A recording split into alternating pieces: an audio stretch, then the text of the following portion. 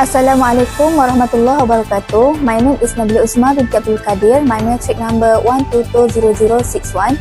Now I will start with introduction. In the digital age, platforms like TikTok have evolved beyond entertainment to influence public opinion and democratic process, especially among young and first-time voters. According to a scholar 2025, TikTok used as a main campaign tool shifted youth voter behavior, with influencers used to sway opinions, though this also risks hate speech and weaken moderate democracy in Malaysia. Zaliha and Hani 2022 highlight the growing role of algorithm in political campaign. TikTok allow political actors to predict voter behavior and deliver emotionally charged or ideologically tailored content. Target and algorithm-driven approach, while effective, can also challenge core democratic values such as transparency, fairness, and equal access to information. When political messaging is curated and filtered by algorithm, others may only be exposed to bias or limited perspective, which risks undermining informed decision-making, a cornerstone of a healthy democracy. Assalamualaikum warahmatullahi wabarakatuh. I am Nur Khamelia Syuhada, binti Razali, matric number 1220086. I will now explore the theoretical framework behind how TikTok's algorithms influence political participation and decision-making, particularly in Malaysia. To understand this, we will focus on two key concepts: the algorithmic filter bubble and participatory culture. First, let's talk about the filter bubble, a concept introduced by Elisya in 2011. The theory explains how TikTok's algorithm creates a personalized feed by showing users content based on their likes, shares, and watch time. While this helps users engage with topics of interest, it also narrows their exposure to diverse perspectives. This directly affects public discourse, as users are often isolated in echo chambers where only their existing views are reinforced.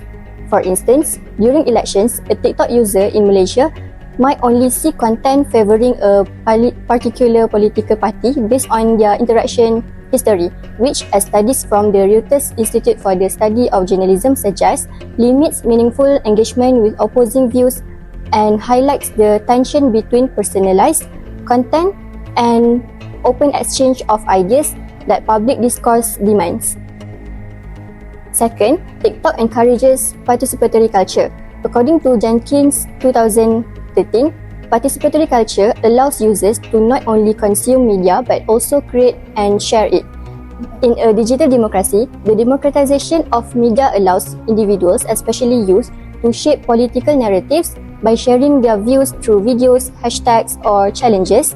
However, as Gillespie 2018 notes, TikTok's algorithm often prioritizes sensational and viral content, which can amplify misinformation, oversimplify political ideas, and raise concerns about the quality of engagement in digital democratic spaces. In the Malaysian context, these theories help us understand why TikTok became a powerful platform in recent elections. Younger voters who dominate TikTok's user base were not just observers, but they actively shaped election narratives.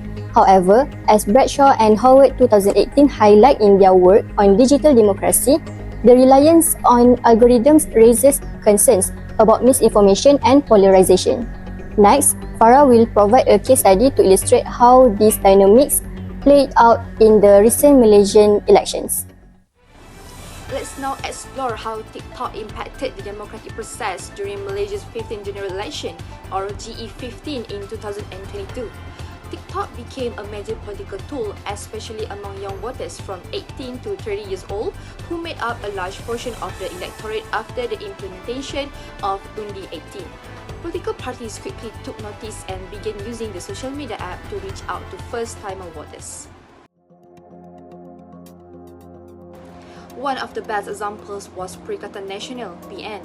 PN adopted TikTok early and successfully.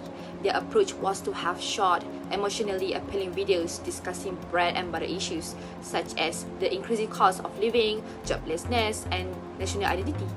These videos would typically use trendy sounds, music, and relatable humor, causing them to go viral. This content was not only informational, it was also persuasive, and it took advantage of TikTok's algorithm. Let's take more examples. Perikatan Nasional (PN) effectively used TikTok to promote messages centered on Malay Muslim unity and criticisms of the previous government, which resonated strongly with conservative-leaning young users. Many of their videos quickly gained millions of views. Meanwhile, Pakatan Harapan (PH) and Barisan Nasional (BN) also engaged with TikTok, but their content often featured press conference clips, formal speeches, or traditional campaign ads. While this may have appealed to more politically engaged audiences, they struggled to gain traction among the broader TikTok user base, which tends to prefer short, engaging, and relatable content. Each coalition approached the platform differently, with varying degrees of success, depending on their ability to adapt to the app's unique communication style. Beyond campaign strategies, the platform itself influenced how democracy was experienced. TikTok's algorithm creates filter bubbles that reinforce users' existing beliefs, limiting exposure to alternative views and enabling the spread of politically motivated misinformation. For example, fear-based content such as racially charged video referencing the May 13 riots went viral in the days before the election, raising serious questions about media ethics and democratic fairness. On a deeper level, TikTok encouraged what we call perform political authenticity. Politicians present themselves as ordinary citizens to appear relatable, sometimes cooking, joking, or using humor, while subtly abandoning political messages. This tactic boosts engagement and trust, but it also blurs the line between honest civic connection and strategic manipulation. In Malaysia's case, some politicians mirrored this by using ambivalent ordinariness, appearing as one of the people while delivering strong partisan messages. This dual persona can strengthen parasocial bonds with voters, but also risk turning democracy into polytainment, where entertainment overshadows informed debate. As politicians lean into humor, trends, and relatable content to gain traction, political discourse may become oversimplified, prioritizing popularity over policy. While this approach helps reach younger audiences, it also raises concerns about whether voters are engaging with substance or simply the spectacle. Now let's explore what is the Islamic and ethical view on this case. In Islamic perspective, truthfulness is a core value. TikTok can be a tool for preaching and positive political education, but when used to spread false claims, slander, or political manipulation, it becomes unethical and prohibited. The use of TikTok can also lead to discord and chaos. TikTok's algorithm tends to push controversial content. Most of the time, it can lead to division, spreading hatred and defamation. This goes against the Islamic principle that embraces unity and harmony. Islam requires justice in all matters and most important in politics. A fair election must be conducted as every party has the right to present their views without misinterpretation or defamation. While TikTok campaigns that unjustly promote one side using any tricks and suppress opposing views may create an unfair advantage directly violating Islamic principles of equality and honesty. Intentions and accountability are two crucial parts of Islamic and ethical value. Content creators or political influencers are responsible for their viewers. Their intention should be to educate, not manipulate or mislead. If they post politically charged content just to gain followers and voters without caring about the accuracy of the information or the impact of it, they are ethically and religiously accountable for the consequences. While in ethical perspective, freedom of expression is the common word to relate in this context. TikTok offers freedom to express opinions, but ethically, this comes with responsibility.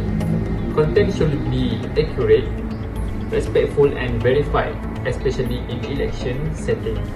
Political memes and satire may be fun, but they can be misleading and disrespectful.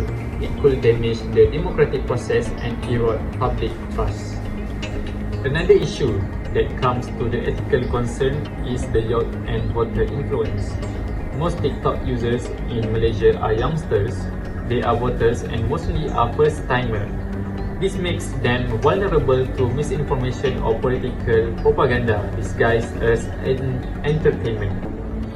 Ethical concern arises when creators use trends, humor, or influencers to push political messages without clarity on whether it is sponsored or biased content. To sum up, TikTok in GE15 empower youth participation and digital engagement, but also expose Malaysian democracy to algorithmic bias, polarization, and performative politics. It shows that in today's digital age, democracy isn't just about the access to information. It's about what kind of information is seen, by whom, and how it's emotionally packaged.